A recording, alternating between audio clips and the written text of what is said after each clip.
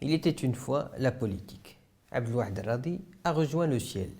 Y trouvera-t-il nos partis apolitiques, tous frappés de mort, charmants technocrates, sans idéologie, des fous du chiffre, l'œil rivé sur le graphique, des citoyens comme variables, le Maroc comme équation.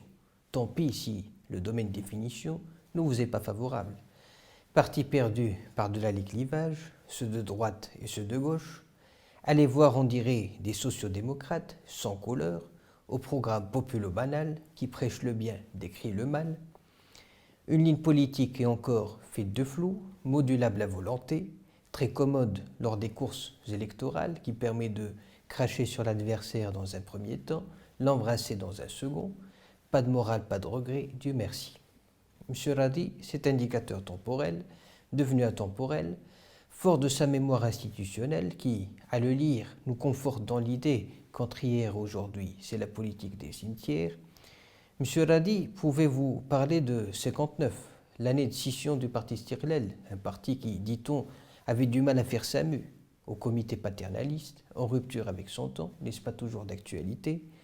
Tant pis, ça a donné voix à la naissance d'un UNFP, progressiste, nourri d'une idéologie, du moins d'une inspiration du siècle des Lumières, de Rousseau, de Voltaire, de justice sociale, plus tard du socialisme, marxisme. Du moins, il y avait une matière à penser. Comparez cela avec ce vide intellectuel, ce chef-d'œuvre des partis de nos jours, plutôt de nos nuits, l'UNFP, jadis usine à idées, l'élite et la jeunesse assoiffée de renouveau le suivirent dans cette scission.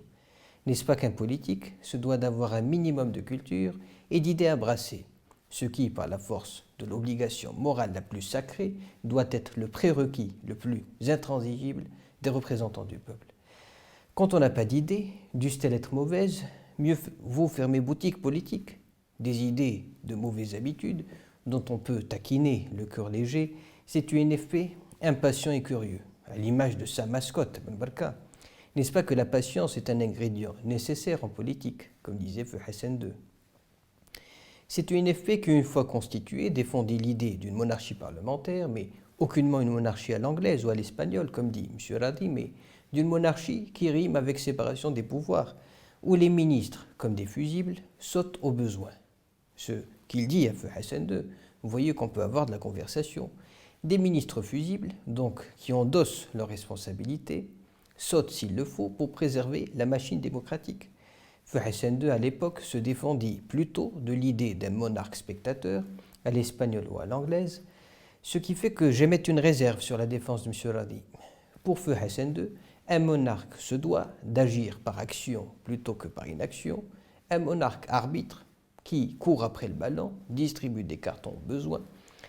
De même que l'UNFP voulut que le Premier ministre soit désigné de parti vainqueur. C'est vous dire qu'à tort ou à raison, ce parti de l'époque avait une ligne politique, une vision du Maroc, bien que la ligne hassanienne soit à bien des égards défendable.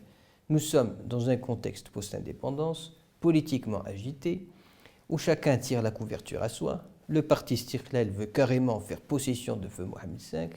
Notez qu'il fallut 42 ans, partant de la Constitution 62, boycottée par l'UNFP, de même que celle de 70, 72, 92, jusqu'à celle de 96 où ce fut un oui pour l'UNFP. Mais il fallut attendre 2011 pour que monarchie parlementaire soit un fait constitutionnel, que le Premier ministre soit, par la force de la Constitution, choisi parmi le parti vainqueur, contextualisons que Hassan II ait dit à M. Radi qu'il était de nature interventionniste. Cela se peut concevoir dans un Maroc qui sort du protectorat, où chaque parti veut gagner du terrain, les événements du Rif, 58-59, la guerre des sables en 63, le Sahara donc, le mouvement panarabiste révolutionnaire, où c'était la mode de tomber les monarchies, le climat de la guerre froide, les putschs 71-72, à propos desquels, soit dit en passant, Feu Hassan II aurait dit à M. Radi, sans ces putschs, il n'y aurait pas eu de retour à la démocratie, en appuyant ses dires d'un verset coranique qui dit soit dit en français, il se peut que vous ayez de l'aversion pour une chose alors qu'elle est un bien pour vous. Cela dit, grâce à M. Radi, j'ai pu saisir au mieux la phrase de Feu Hassan II au sujet des putschs où il disait « C'est comme si Dieu voulait faire la toilette de ce pays ». Plus loin, que nous partions sur une nouvelle base. et fut Hassan de dire, peu de temps avant sa mort, et ce nom M. Radi, c'est avec ces gens-là que je devais gouverner, si ce n'était des circonstances qui nous avaient séparés jusque-là.